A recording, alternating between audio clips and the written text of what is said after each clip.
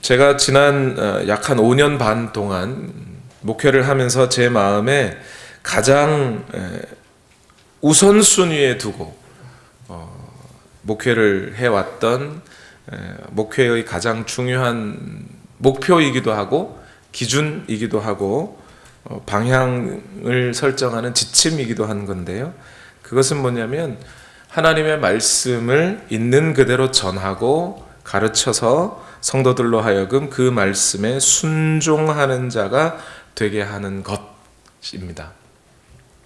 다시 말씀드릴까요?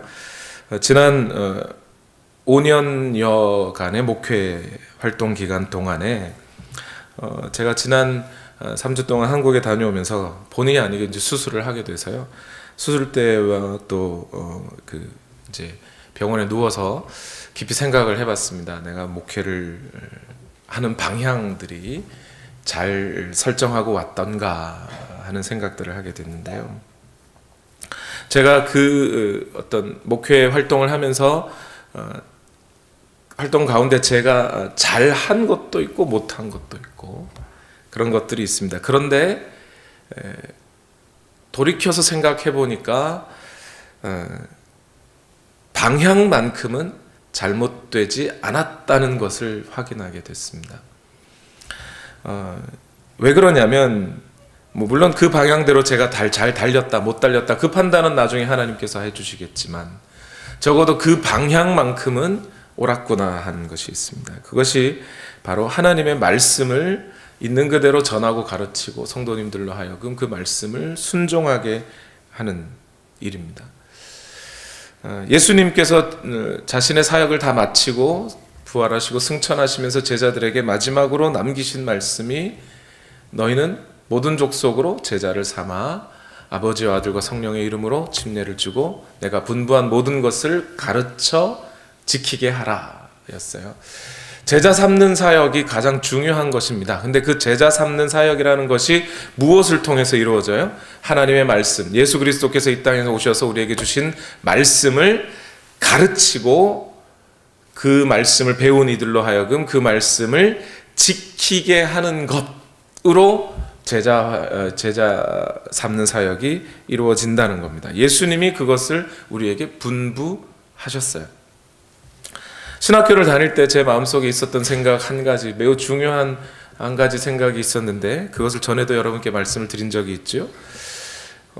신학교 가보니까 신학생들이 성경을 많이 읽는 줄 알았어요. 근데 잘 안 읽어요.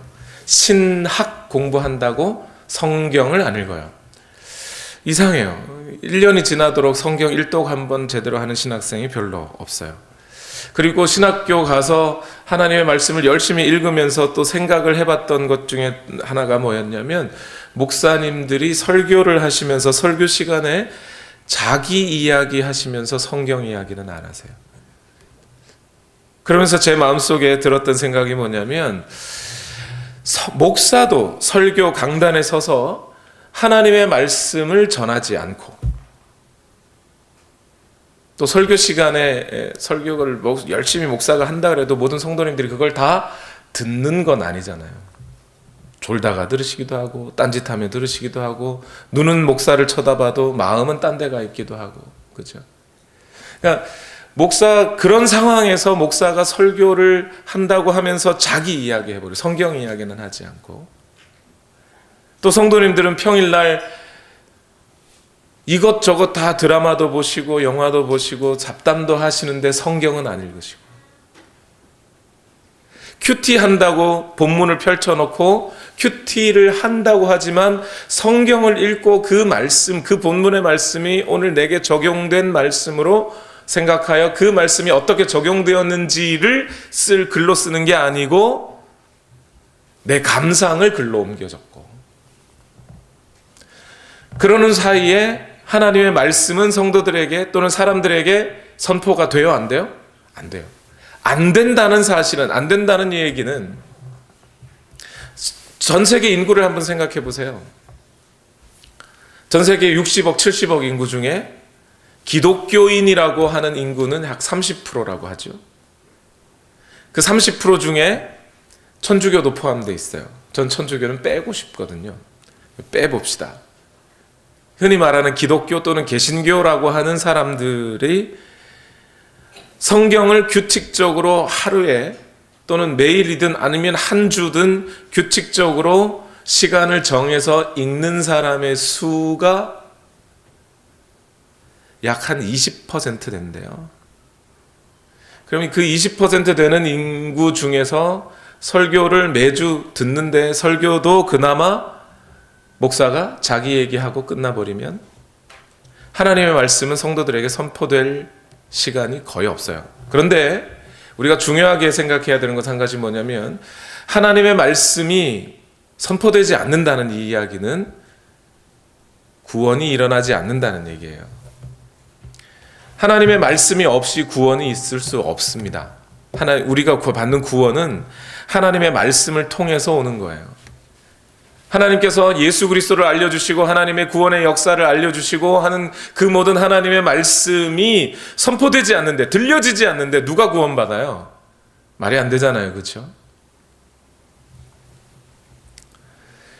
부모님이 나를 사랑하신다는 것도 부모님의 입으로 내가 너를 사랑한다, 아들아 딸아 내가 너를 사랑한다라고 말해주지 않으면 모르는 법인데, 그죠? 눈에 보이지도 않는 하나님, 그 하나님이 우리를 위해 구원의 역사를 이끌고 가신다는 것을 하나님의 말씀으로 선포되지 않으면 누가 구원을 받습니까? 그러면서 저는 마음에 바울이 했던 목회와 같은 목회를 하려고 애를 써왔습니다. 어디에서든지 언제든지 하나님의 말씀을 강론하고 가르치고 전하는 일에 모든 것을 바쳐야지, 그 생각을 했습니다. 사도 바울이 그렇게 했거든요. 에베소에서 약 2년 반 동안 두란노라고 하는 도서관에서 하나님의 말씀을 전했습니다. 사도행전의 말씀에 요약해 보면 사도 바울이 두란노에서 하나님의 말씀을 밤낮 강론하더니 이랬어요. 하나님의 말씀을 계속 설명하고 가르쳤다는 거예요. 에베소에서만 그런 게 아니라 고린도에서도 그렇게 했고 다른 모든 지역에 어디 갈 때마다 바울은 그렇게 했습니다. 저도 그렇게 하려고 무진장 애를 썼습니다. 그래서 우리 교회에서는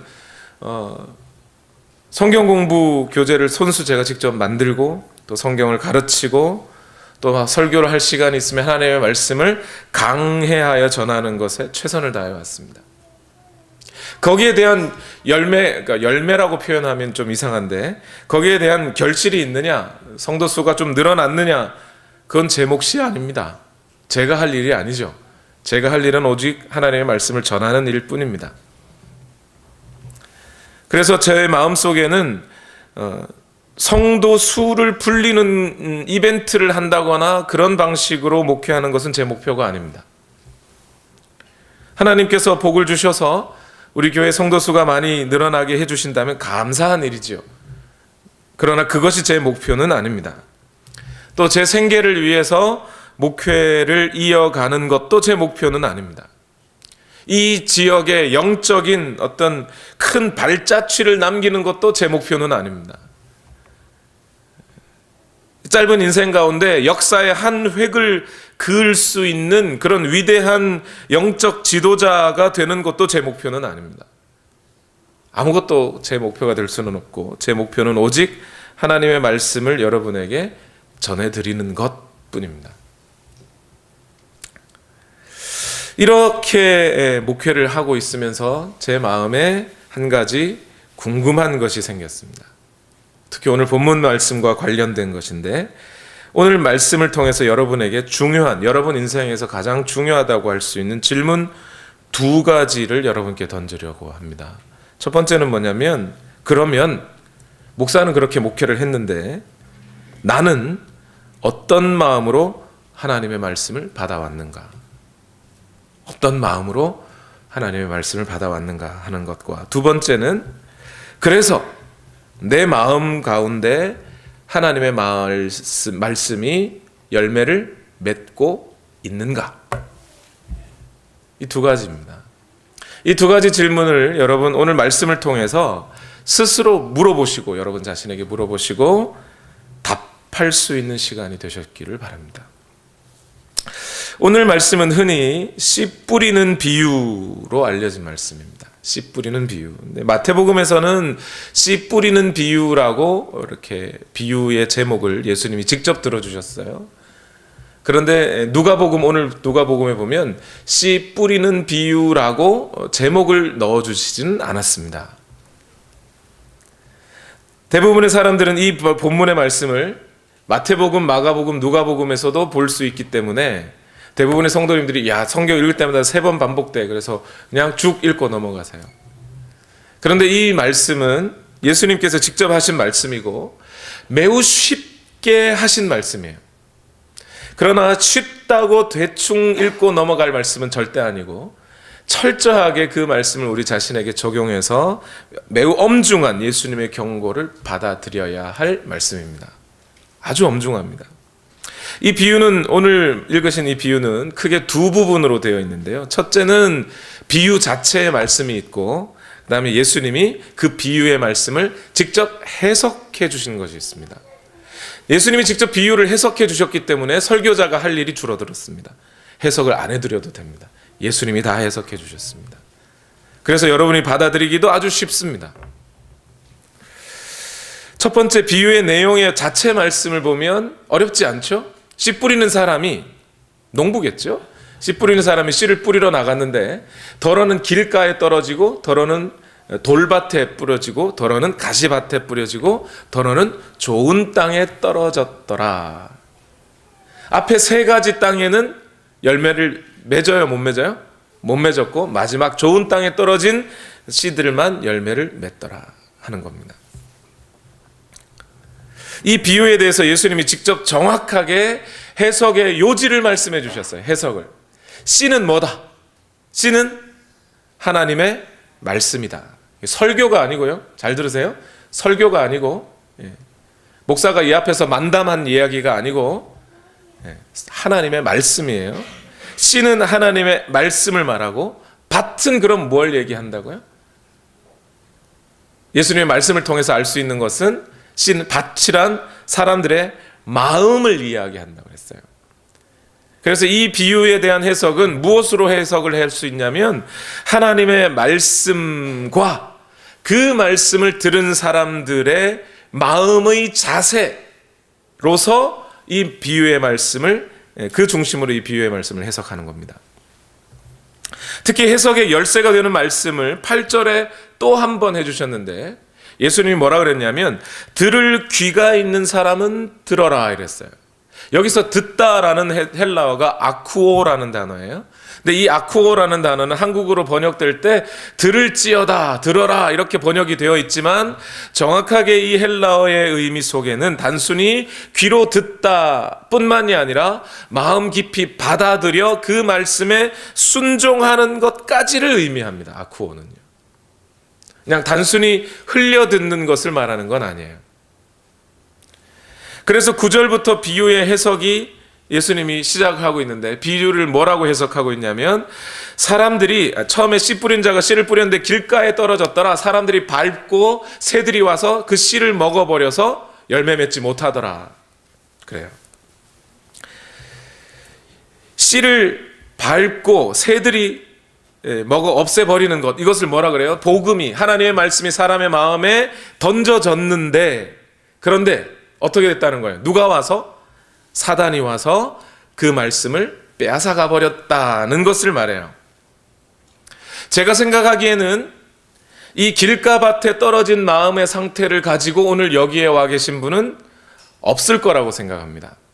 왜 그러냐면 이 길가밭에 해당하는 마음의 상태는 어떤 것을 말하냐면요, 이 C.S. 루이스라고 하는 분이 스크루테이프의 편지라는 책에서 정확하게 보여준 예화가 하나가 있어요.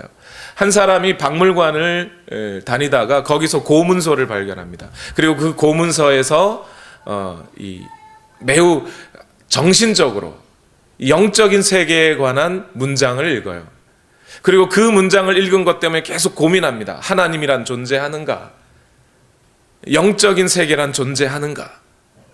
과연 거기에 대한 어떤 것들을 통해 우리는 그 영적인 세계를 알 수 있을까에 대한 질문들을 가지고 마음으로 근심하기 시작합니다. 그러다가 사단이 갑자기 찾아와서 그 사람의 마음속에 생각을 집어넣어 주기를, 야 빨리 점심 먹어야지. 점심 먹어야 되겠네. 어디 가서 먹으면 맛있을까 하고 그 자리를 박차서 일어납니다. 그 순간 영적인 세계와 하나님의 영원한 나라에 관한 관심들이 싹 사라져 버려요. 이 상태를 말하는 거예요. 하나님의 말씀이 아직 하나님의 말씀이 전해지는데 그 사람의 마음속에 하나님의 말씀과 영혼의 세계와 하나님의 나라와 영원한 것들에 대해서는 전혀 관심을 가지려다 말아버렸어요. 이런 사람들은 여기 와 앉아 계실 리가 없죠. 그렇죠? 금요일 날 이 저녁에. 두 번째로 바위에 떨어졌다, 돌밭에 떨어졌다 이런 얘기가 나와요. 이 마가와 마태복음에 의하면 싹이 났는데 뿌리가 없어 말라 비틀어졌다 이렇게 표현되어 있어요. 그러다 보니까 누가가 이 부분을 조금 수정한 것 같아요. 씨가 떨어졌는데 씨가 모자랄 리가 없잖아요. 씨가 뭐가 잘못될 리는 없잖아요. 그래서 뿌리가 내렸으나 누가는 이 부분을 바꿔서 흙에 습기가 없어서 뿌리를 내리지 못했다 이렇게 표현으로 바꿔놨어요. 누가의 표현대로 하자면 부족함은 누구에게 있다는 거예요? 하나님의 말씀에 있는 게 아니라 사람의 마음에 있다는 거죠. 이 돌밭과 같은 사람들은 어떤 사람이요? 예수 그리스도의 복음을 받아들였으나 시련이 오자마자 금세 그걸 놔버려요. 어떤 거예요? 복음을 듣고 기분이 좋았습니다. 은혜를 받았어요. 할렐루야, 나도 구원받은 사람이겠구나. 그러고 나갔는데 교회 이제 그 전도자가 하는 말이 이제 교회를 다니셔야 된다고, 매주 나가셔야 한다고, 주중에 예배도 좀 가셔야 한다고, 기도도 하셔야 된다고. 야, 그거 너무 힘든데? 밥 먹을 때도 기도해야 된다고. 직장에서 회식할 때도 밥 먹는 건데 그럼 그때도 기도해야 돼? 너무 힘든데? 예수님은 나중에 믿어도 되겠군 하고 뒤로 떨어뜨려 놓는 것, 이것을 말하는 거죠. 그런 의미에서 돌짝밭에 해당하는 분들도 어쩌면 오늘 금요일 예배 가운데 오시지는 않았을 것 같아요. 그런 분들이라면 금요일 예배 오시겠습니까? 세 번째가 가시떨기에 빠진 씨를 이야기하고 있어요. 이 가시떨기에 대해서 예수님의 말씀은 뭐냐면 세 가지가 포함되어 있죠. 이 가시떨기가 뭐냐? 이 세상의 근심과 재물에 대한 욕심과 쾌락 때문에 하나님의 말씀이 그 마음에 떨어졌으나 함께 자라서, 함께 자랐다 그랬어요. 그러니까 함께 자라면서 근심도 같이 자라고 하나님의 말씀도 같이 자라고 같이 자라다가 결국 열매는 맺지 못하고 하나님의 말씀이 시들어져 사그러져 버리는 것을 말합니다. 그러니까 첫째 부분의 첫째 길가밭이라고 하는 것은 복음이 아예 떨어지기도 전에 그냥 마귀가 갖고 가버리는 것이고요.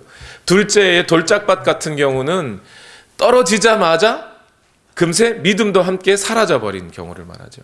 세 번째 경우는 믿음이 있는 것 같아요. 하나님의 말씀이 함께 자라갔으니까. 근데 열매는 맺지 못해요.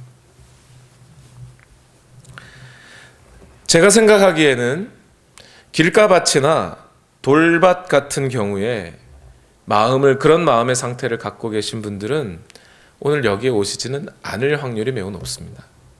오늘 여기에 오신 분들은 대부분 둘 중에 하나일 가능성이 높아요. 가시밭이거나 또는 좋은 땅의 마음을 갖고 계신 분들일 거라는 겁니다. 둘 중에 하나예요.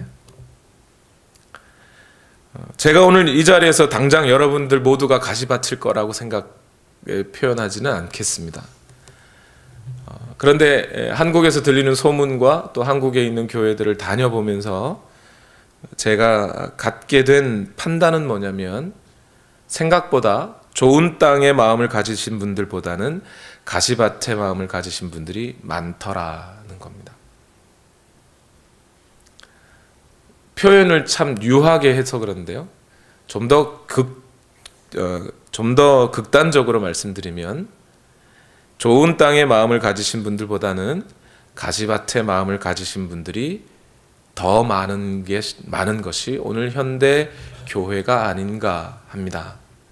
또 그렇게 가시밭의 마음을 가지신 분들이 많기 때문에 자기 스스로가 가시밭의 마음을 갖고 있으면서도 자기가 가시밭인 줄 모르는 게 현실이에요. 왜냐하면 다 그렇거든요. 다 그런 상태로 살아가고 있고 다 그런 가시밭의 마음을 가지고 살아가고 있는데 자기는 그리스도인이라고 착각하기 때문에 자기가 가시밭 마음을 가진 줄 몰라요. 그게 오늘날 현대교회의 큰 맹점입니다. 얘기를 잘 들어주세요, 여러분.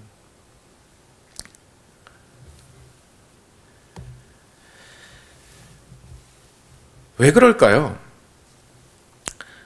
가시밭과 같은 마음, 즉 이 세상의 욕심, 그러니까 세상의 어떤 재물과 근심과 염려들, 그리고 육체적 쾌락을 쫓아 살아가면서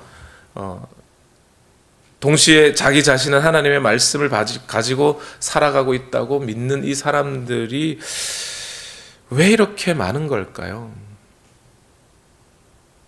목사로서 거기에 대한 가장 큰 의문이 있었습니다. 이미 예수님을 믿는데 성령님을 마음에 모셨다고 하는데 그래서 하나님의 말씀을 전하면 아멘하고 받고 있는데 그리고 은혜를 받았다고 스스로 생각하고 있는데 가시떨기도 함께 있어요. 이 세상의 근심과 재물에 대한 욕심과 육체적인 쾌락을 쫓고 싶은 마음이 같이 있어요. 이게 왜 그럴까요?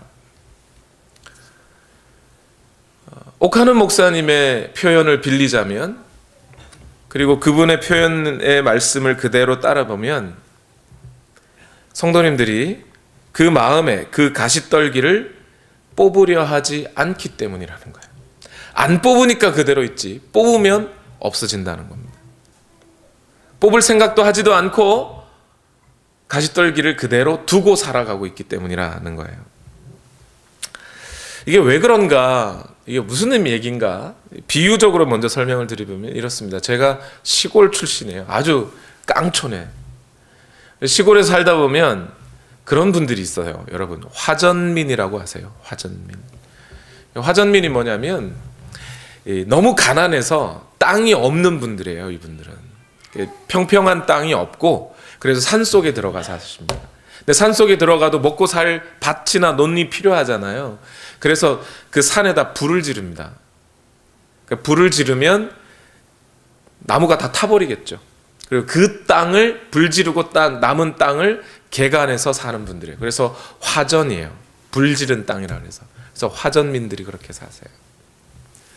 근데 그 산 중턱에 나무에 불을 질러 가지고 그 땅을 개간해서 밭을 만들었으니까 첫 해에 그 밭에 그 땅이 비옥한 땅이 아니겠죠. 그래서 거름을 주고 땅을 또 개간하고 또 몇 해를 해야 그 땅이 열매를 맺게 됩니다. 그런데 그 화전민들의 땅을 보면 첫 해 나무를 막 다 베버리거나 태워가지고 밭을 만들었지만 땅을 갈아엎어도 그 밑에 있던 잡초나 풀들이 또 자라요. 자, 그러면 그 밭을 만들기 위해서 농부는, 화전민은 그 첫 밭에 나온 그 덤불이나 가시나 잡초들을 어떻게 해야 되죠? 그냥 자를까요? 여러분들 학생들 밭에 가서 잔디 깎을 때나 아니면 왜 학교에서 청소시킬 때 야 니네 가서 저기 잡초 뽑아 그러면 어떻게 뽑아요? 이 땅이 딱딱할 때 이렇게 잡초 딱 뽑으면 잡초 밑에 잡초는 그대로 있는데 요 뿌리만 요 줄기만 또 끊겨지죠, 그죠? 그럼 어떻게 돼요? 2, 3일 지나면 또 올라와 있어요. 예. 어떻게 돼요? 뿌리째 뽑아야 다시 안 자라요. 화전민들도 그래야 되거든요. 이게 무슨 얘기와 같으냐면 여러분 해방된 노예를 아십니까? 노예들이 한 20년 30년 나이가 30, 40살이 될 때까지 노예로 살다가 남북전쟁 이후에 노예 해방 선언이 있었어요. 그리고 해방이 됐습니다. 주인이 풀어줬어요. 이제 네 땅에 가서 마음껏 살으라고. 그런데 노예가 자기 고향으로 돌아가요, 안 가요? 못 가는 거예요. 과거에 그 노예로 살던 습관들과 두려움과 이런 것들이 남아있으니까 주인이 여전히 나한테 채찍을 좀 때려줘야 마음이 시원해요. 그래서 자기 땅으로 못 가고 살아요. 주인이 그냥 채찍도 없는데 그냥 자기 옆에 오면 갑자기 부들부들 떨어요. 내가 뭘 잘못했나. 화장실에 가는데도 주인 허락을 받고 가려고 해요. 내가 가도 됩니까? 물어보려고. 아니, 너 자유인이라고 마음껏 가도 된다고 하는데도 안 돼요.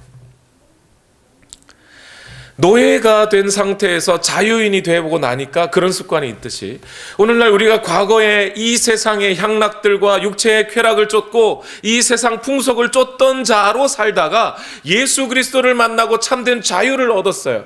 과거에는 죄의 종이었더니 이제는 하나님의 말씀의 종이 되어 살려고 해요. 그러다 보니까 뭐가 자꾸 내 몸이 안 따라줘요. 과거의 습관들이 여전히 남아있어요. 노예로서 살던, 죄의 노예로 살고 있던 그 습관들이 여전히 남아있거든요. 그러면 어떻게 해야 돼요, 이거를요? 뿌리째 뽑아내야 돼요. 근데 뽑아내지는 않고 그대로 그냥 하나님의 말씀을 또 받아들이는 거예요.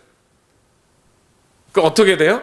과거의 그 습관들과 죄의 습성들과 그리고 하나님의 말씀이 같이 자라요. 오늘날 현대 그리스도인들이 교회를 올 때 다 그렇게 오지 않습니까? 제가 어릴 적만 해도요, 교회 간다 그러면 뭐 동네 아저씨들에게 교회 갑시다, 예수님 믿으셔야 됩니다 하고 전도하면 동네 아저씨들도 그 생각은 했어요. 교회 가려면 내가 담배 끊어야 되는데, 술 끊어야 되는데, 내가 담배 끊고 갈게, 술 끊고 갈게, 그래요. 근데 오늘날은 어떻게 와요?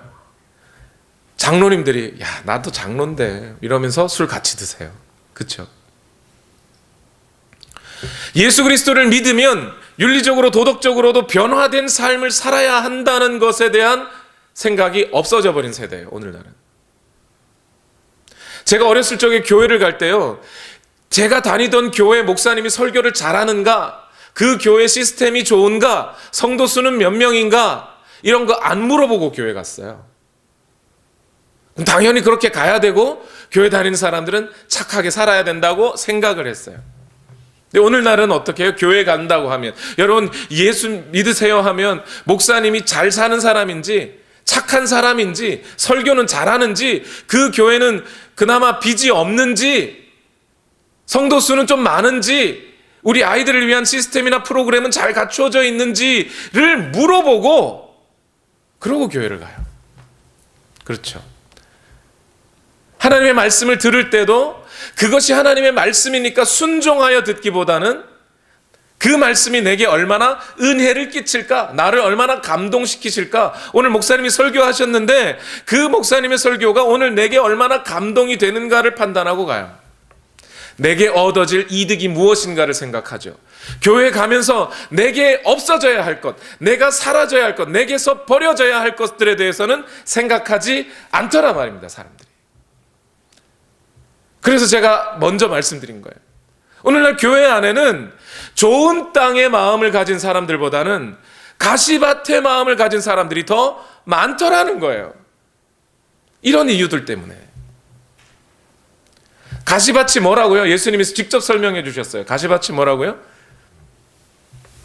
이 세상의 근심과 재물에 대한 욕심과 육체적인 쾌락들이더라. 이런 것들이 다 뭐예요? 과거에 내가 예수 그리스도를 알기 이전에 갖고 있던 습관들 아닙니까? 그 속에 묻혀 살았던 것 아닙니까? 그죠? 그런 것들과 함께 자라더라는 거예요. 이걸 버려야 되는데 버릴 생각은 하지 아니하고 계속 은혜 받을 생각만 하고 사는 거예요. 그러니 가시덤불이 같이 자라는 거예요, 그 마음에. 문제는 뭐냐면, 예, 목사님, 세상 근심 좀 하면 어때서요? 육체적인 쾌락이 좀 있어야죠. 그래야 먹고 이 세상에서 살아가지. 육체적으로는 어떤 행복감이나 기분 좋음이 없이 어떻게 살아갑니까? 또 재물에 대해서 욕심까지는 아니더라도 재물을 좀 가지려고 해야 또 재물이 들어오는 거 아닙니까? 그거 좀 했다고 뭐 그렇게 잘못될 일이 있나요? 예. 그거 했다고 뭐 잘못했다고 하겠습니까? 그런데 문제는 뭐냐면 우리가 쉽게 생각해버리는 그 재물에 대한 욕심, 육체적인 쾌락, 세상에 대한 근심, 이러한 것들이 우리 마음에 같이 자라고 있는 한 뭐는 열매를 맺지 못해요? 하나님의 말씀은 열매를 맺지 못한다는 거예요.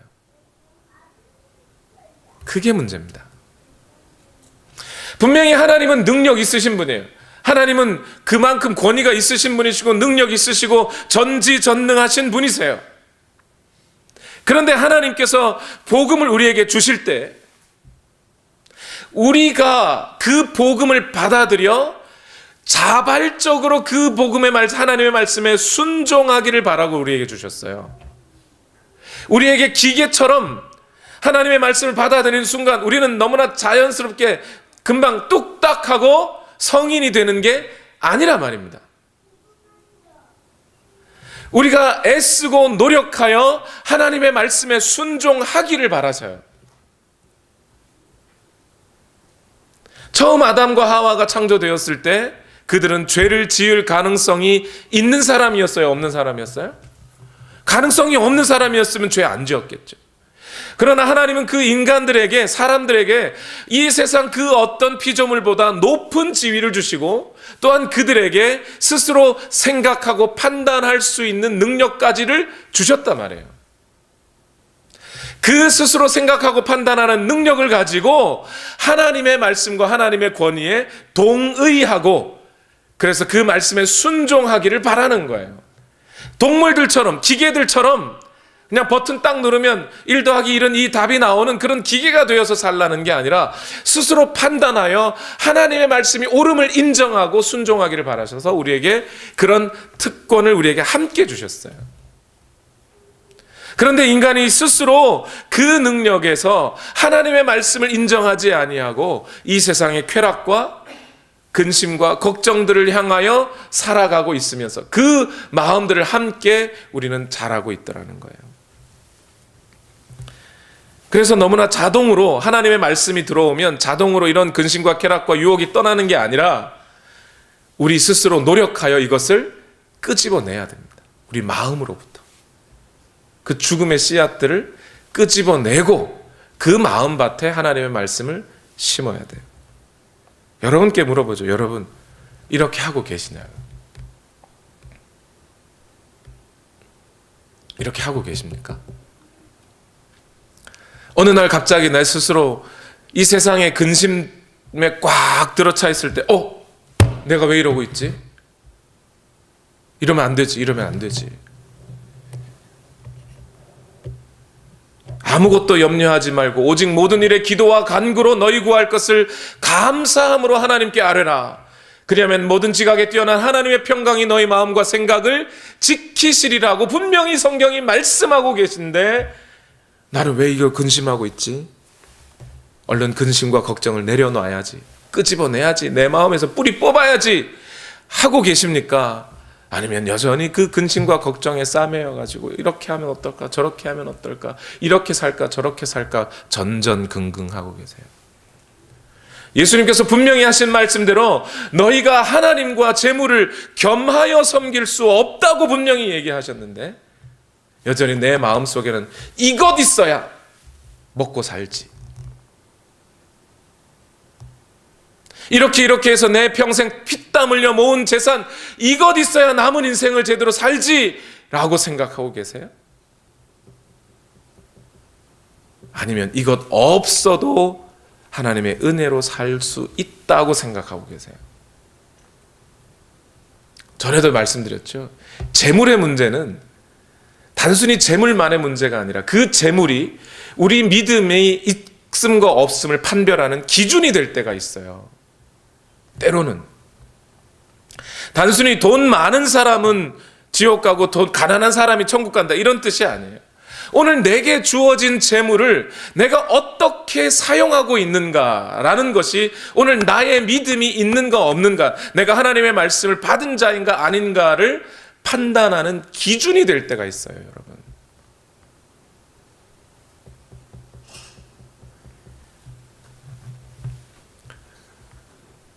여전히 육체적인 쾌락을 쫓아서 내 육체가 원하는 것, 나는 저 오빠가 좋아, 나는 저 언니가 좋아, 저 누나가, 언니가 좋으면 안 되나요? 예, 저 사람이 좋아, 뭐 이러면서 내 육체가 원하는 것을 쫓아서 하나님의 법도 어기고 살아가고 있으십니까?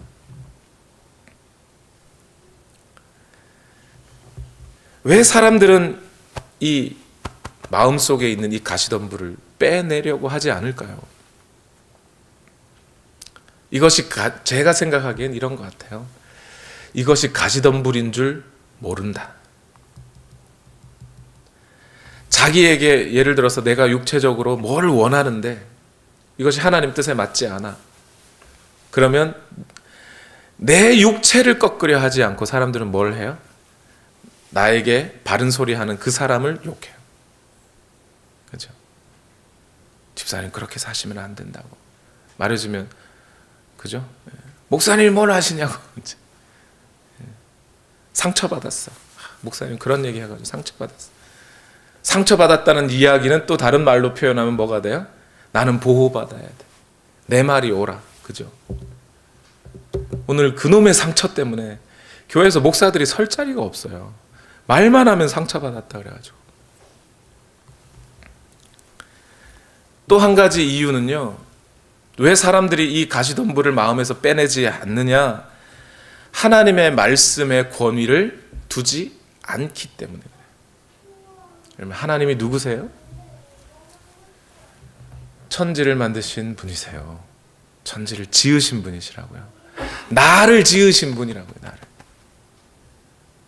근데 그 나를 지으신 분 앞에서, 그리고 나의 모든 것을 감찰하시고 마지막 날에 나의 모든 삶을 판단하시고 심판하실 권리와 능력을 갖고 계신 분이신데 그분의 말씀을 인정하지 않아요. 그분의 말씀보다는 이 세상의 유행에 더 관심이 많아요. 요즘 무슨 옷이 유행하더라, 아니면 무슨 헤어스타일이 유행하더라, 거기에는 관심이 많은데 하나님이 오늘 내게 무슨 말씀을 하고 계신가에는 아무런 권위를 두고 있지 않아요. 제가 한국에 나갈 때가 2월 말이었잖아요. 나가봤더니요, 거리에 사람들이 옷을 입는데 여기서부터 무릎 아래까지 된 이 점퍼라 그러나요? 이거 뭐 코트도 아니고 뭐죠 이거? 긴, 하여튼 무릎까지 오는, 다 그 옷을 입고 살아요. 깜짝 놀랐어요. 여기가 북극인가 한국인가, 다 봤더니 다 그 옷이, 애들도 그런 옷, 어른들도 다 그런 옷이. 그거 안 입으면 뭐라도 될 것 같이, 막 큰일 나는 것 같이 다 그런 줄 알고 살아요.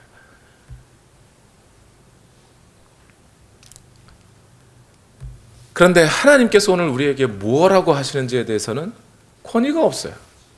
이 세상 사람들이 내 친구가 그런 긴 옷 입고 다니면 나도 입고 다녀야 되는 줄 알고 입고 다니면서, 하나님께서 오늘 내게 무엇라고 말씀하시면 그 말씀이 오늘 나에게 어떤 영향을 미치는 것인지, 내가 그 말씀을 어떻게 순종해야 되는 것인지에 대해서는 아랑곳하지 않아요. 그렇게 하나님의 권위가 땅에 떨어지게 되었으니 하나님의 말씀의 권위도 땅에 떨어지는 거죠. 그러니 내 육체의 쾌락이 더 우선인 거예요, 하나님의 말씀보다는. 빼내려고 하지를 않아요, 사람들이.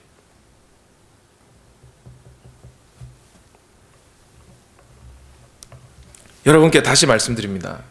이러한 가시덤불은요, 기도해서 빠지지 않습니다. 이게 무슨 얘기로?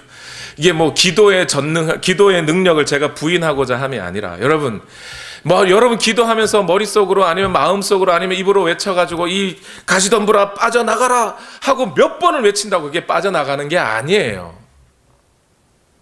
빼내야 되는 거예요. 기도해서 기도한다고 빠져나가는 게 아니라 내가 빼내야 되는 거예요. 내가 그런 생각을 유산시켜야 되는 거예요. 자꾸 내 머릿속에서 이 세상의 유행과 향락에 쫓아가려고 하는 마음을 자꾸 접어야 되는 거예요. 내가 기도해서 이런 마음아 떠나가 그런다고 떠나가지는 게 아닙니다. 그게. 그래서 떠나가질 것 같으면 다 되게요. 그냥 기도만 하죠. 뭐 제가 기도의 능력을 부인하는 게 아닙니다.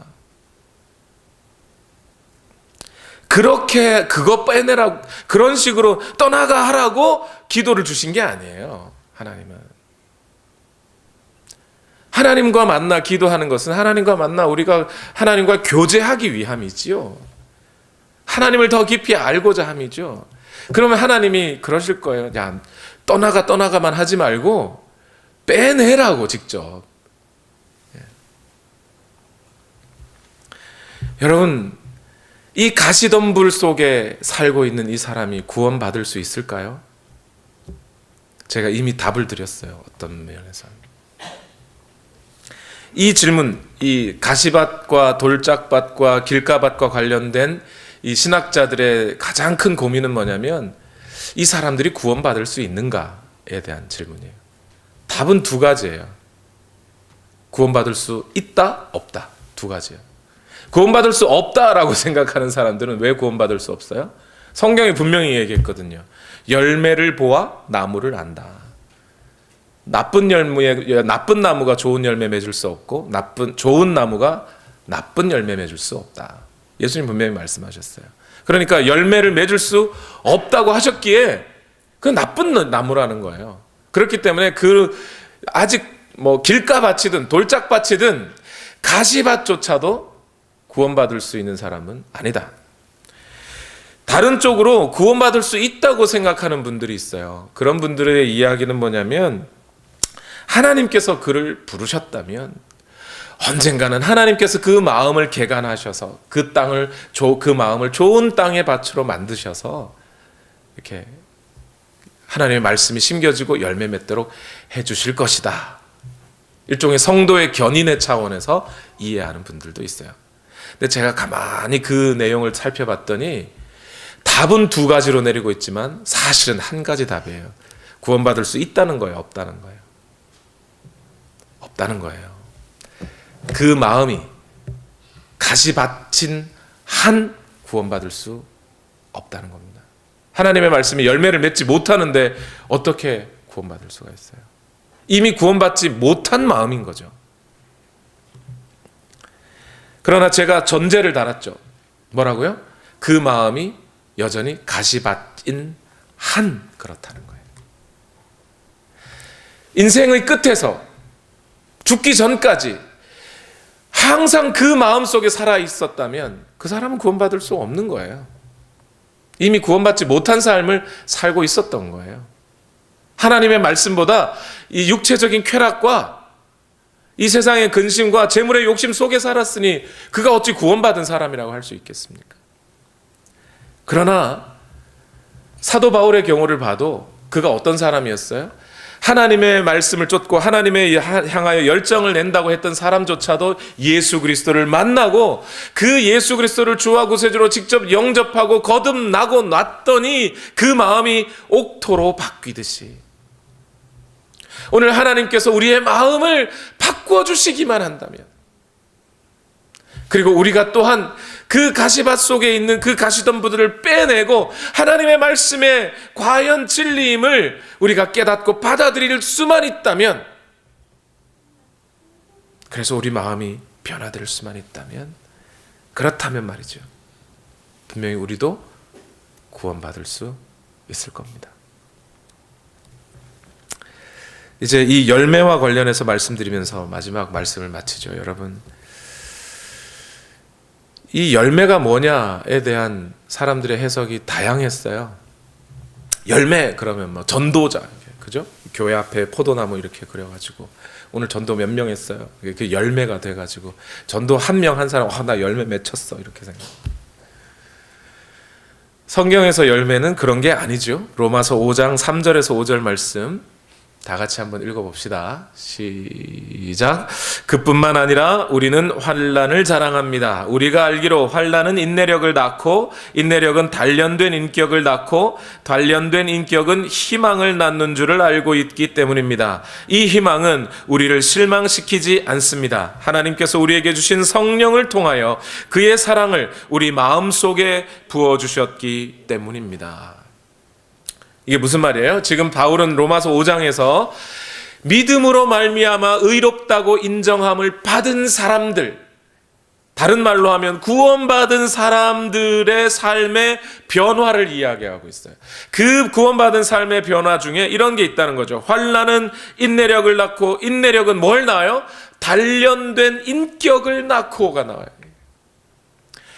성경에서 열매라고 하면 대부분은 바로 이 변화된 인격 또는 단련된 인격을 이야기하는 거예요. 갈라디아서 5장 22절에서 24절 말씀도 그러합니다. 같이 읽어볼까요? 시작.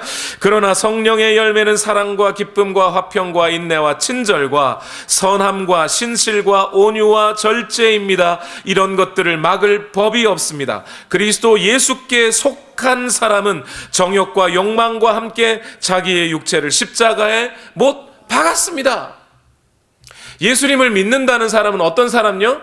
예수님을 십자가에 못 박은 사람이기도 하지만 동시에 그 십자가 가운데 자신의 정욕과 욕망과 함께 자기의 육체를 못 박아버린 사람들을 그리스도인이라고 하는 거예요. 더 이상 육체의 정욕대로 살지 않겠다 결단하고 예수 그리스도의 죽으심과 함께 나의 육체의 모든 쾌락의 육체의 욕망들도 십자가에 못 박았습니다 한 사람들이 그리스도인이라는 거예요. 그들이 맺히는 열매는 뭐라고요? 사랑과 희락과 화평과 인내와 친절과 선함과 신실과 온유와 절제라는 거예요. 이것이 뭐예요? 인격이잖아요. 단련된 인격. 그 인격이 있는 사람들이 바로 하나님의 말씀을 그 좋은 땅과 같은 마음에 받아들인 사람들이라는 거예요. 우리는 이 단련된 인격을 통해 하나님이 원하시는 온전한 사람으로 이제 빚어져 가게 돼요. 좋은 땅에 그 하나님의 말씀을 받아들인 사람들은 말입니다. 에베소서 1장 4절 말씀에 분명히 이렇게 말씀하고 계세요. 하나님은 세상 창조 전에 그리스도 안에서 우리를 택하시고 사랑해 주셔서 하나님 앞에서 거룩하고 흠이 없는 사람이 되게 하셨습니다. 이게 무슨 얘기예요? 하나님께서 우리를 선택하시고 우리를 구원하신 것은 우리로 하여금 흠 없고 거룩한 사람이 되게 하려고 우리를 구원하셨다는 거예요. 우리가 구원받은 자라면 말입니다. 우리가 구원받은 자라면 우리는 지금 이 세상의 쾌락이나 육체의 정욕이나 이 세상의 근심들 속에 물들여서 아유 나도 그러고 살아야지가 아니라 그런 것들 다 뽑아버리고 오늘 예수 그리스도를 닮은 인격으로 지금 나아가고 있어야 해요. 하나님이 우리를 그렇게 만들어 가신다는 겁니다. 그 목표를 가지고 우리를 구원하셨다는 거예요. 오늘 내가 가시밭이냐 아니면 좋은 땅의 밭이냐 그것을 구별하는 기준이라는 거예요 이게. 그리고 에베소서 4장 13절의 말씀에 그리하여 우리 모두가 하나님의 아들을 믿는 일과 아는 일에 하나가 되고 온전한 사람이 되어서 그리스도의 충만하심의 경지에까지 다다르게 됩니다 그랬어요. 다다르게 되어 있다는 거예요. 오늘 내가 좋은 땅이어서 하나님의 말씀을 순전하게 받아들이고 마치 어린아이와 같이 하나님을 하나님의 권위대로 인정해드리고 하나님의 말씀을 그 이 땅의 어떤 말씀보다 가장 높으신 말씀, 가장 권위 있는 말씀으로 내가 받아들여서 그 말씀에 순종하고 살아가고 있다면 오늘 나는 누구를 닮게 됐다는 거예요? 예수 그리스도를 닮게 되어 있다는 겁니다. 이것은 내가 어떻게 난 예수님을 닮아야지 하고 노력해서 되는 게 아니라 내가 하나님의 말씀을 받아들이고 순종하면 자동으로 그렇게 되어 있다는 거예요. 왜요? 예수님도 하나님의 말씀을 하나님의 말씀으로 받아들여 그렇게 사셨더니 나도 그렇게 살면 예수님 닮는 건 당연한 거 아닙니까? 말씀을 마칠게요, 여러분. 오늘 여러분의 마음의 현주소는 어디에 있어요, 여러분? 제 목표는요, 다시 말씀드리지만 우리 온누리 교회가 수천 명, 수만 명 되는 데 있지 않아요. 그렇게 해주시면 감사하지만 그러나 그것이 제 목표인 것은 아니에요. 오늘 제가 여기에서 여러분에게 말씀을 전하고 목회를 하고 있는 가장 중요한 그리고 거의 유일한 한 가지 목표는 여러분이 예수 그리스도를 닮는 자리까지 나아가는 거예요. 근데 그렇게 하려면 하나님의 말씀을 전할 수밖에 없어요. 다른 것으로는 여러분의 영혼을, 여러분의 인격을 예수 그리스도에게까지 자라게 할 수 없기 때문입니다.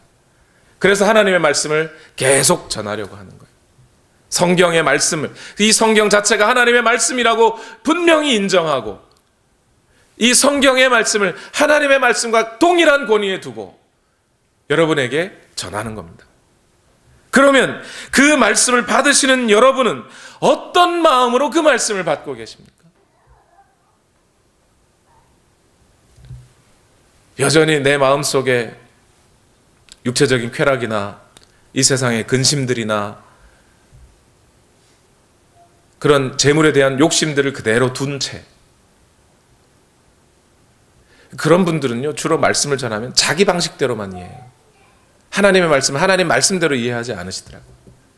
여러분은 어떻게 하나님의 말씀을 받아들이고 계세요? 그리고 그 하나님의 말씀이 오늘 여러분의 마음에서 열매를 맺고 계세요? 하나님의 말씀을 그 좋은 땅의 마음으로 받아들였더니 이야, 과연 하나님의 말씀이 그러하구나, 맞구나, 진리구나. 그래서 그 하나님의 말씀에 더 확실한 가운데 거하고 계세요? 믿음에서 믿음에 이르고 있으신가요? 내게서 그 예수님을 닮은 인격들이 나오고 있으신가요? 여러분을 책망하기 위함이 아니라 여러분을 확인하라고 질문을 드리는 겁니다.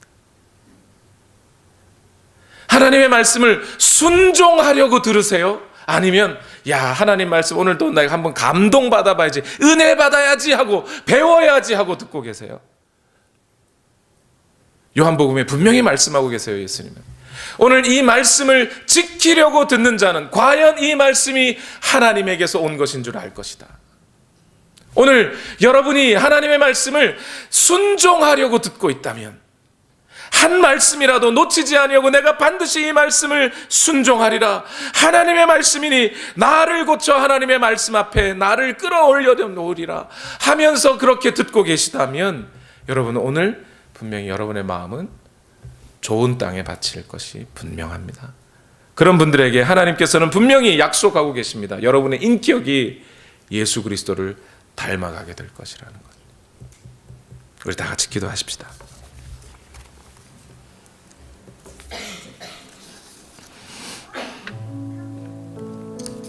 우리 찬양을 하나님께 드릴까요? 모든 상황 속에서 주를 찬양할지라.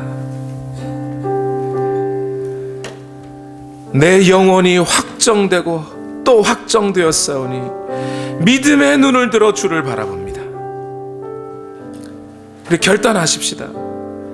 오늘 하나님의 말씀이 내 마음 가운데 떨어질 때 나는 이 말씀을 순종하기 위하여 오직 하나님이라는 권위를 앞에 두고 이 세상 그 어떤 것보다 하나님께 권위를 두고 이 말씀을 들으리라.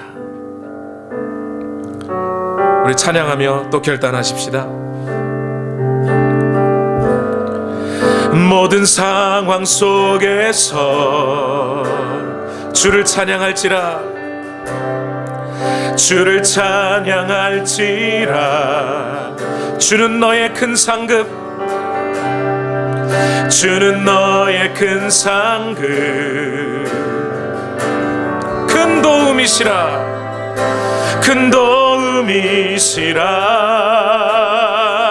주의 얼굴 구할 때, 주의 얼굴 구할 때 주의 영을 부사, 주의 영을 부사. 크신 사랑 안에서, 크신 사랑 안에서 주를 보게 하소서, 주를 보게 하소서. 내 영혼이 확정되었사오니, 확정되고 확정되었사오니 믿음의 눈 들어 주를 바라봅니다. 내 영혼이 확정되고 확정되었사오니 싸우니 믿음에 눈 들어 주를 바라보. 다시 한번 내 영혼이 확정되어 싸우니 영혼이 확정되고 확정되어 싸우니 믿음에 눈 들어 주를 바라봅니다. 내 영혼이 확정되고 확정되어 싸우니 믿음에 눈 들어 주를 바라봅니다. 다시 한번 내 영혼이 확정되어 싸우니 영혼이 확정되고 확정되어 싸우니 믿음에 눈 들어 주를 바라봅니다. 내 영혼이 확정되고 확정되어 싸우니 믿음에 눈 들어 주를 바라봅니다. 주를 찬양할 때 주를 찬양할 때 주의 나라 이미 임했네. 그 영원한 나라 보게 하소서. 주를 찬양할 때 주를 찬양할 때 주의 나라 이미 임했네. 그 영원한 나라 보게 하소서. 내 영혼이 확정되고 확정되어 싸우니 믿음에 눈 들어 주를 바라봅니다. 내 영혼이 확정되고 확정되어 싸우니 믿음에 눈 들어 주를 바라봅니다. 믿음의 눈을 들어 주를 바라본다고 하는 이 말은 오늘 하나님의 말씀이 내게 임할 때 그 말씀에 가감 없이 불평 없이 나의 모든 죄와의 쓴뿌리들을 제거하고 오직 하나님의 말씀에 순종하여 따르겠습니다 하는 것이 바로 믿음의 눈을 드는 것입니다. 아브라함처럼 어떤 상황 속에서도 자신이 처한 육체적인 어떠한 환경 속에서도 오직 하나님의 말씀만 붙잡고 말씀이 가라 하실 때 가고 서라 하실 때 서는 바로 그것을 이야기합니다. 오늘 우리가 이 믿음으로 준비되어 있기를 바랍니다. 오늘 우리의 마음이 좋은 땅이 되어서 오직 예수 그리스도의 그 말씀이 떨어지는 순간에 그 말씀에 따라 순종하리라 결단하며 오늘도 주님 그 말씀을 따르기를 원합니다. 어떠한 환경과 어떠한 상황 속에서도 오직 주님만을 믿고 따릅니다. 이 결단으로 주님 앞에 나아가기 원합니다. 우리 이 시간 다 같이 주여 한번 외치시고 합심하여 통성으로 기도하겠습니다. 주여! 오늘도 하나님 역사하여 주시기를 원합니다. 우리의 마음을 붙들어 주시기를 원합니다. 우리 성도들의 마음을 붙들어 주시기를 원합니다. 오늘도 기도 가운데 하나님 앞에 나아갑니다. 오늘 우리 마음속에 하나님만을 모십니다.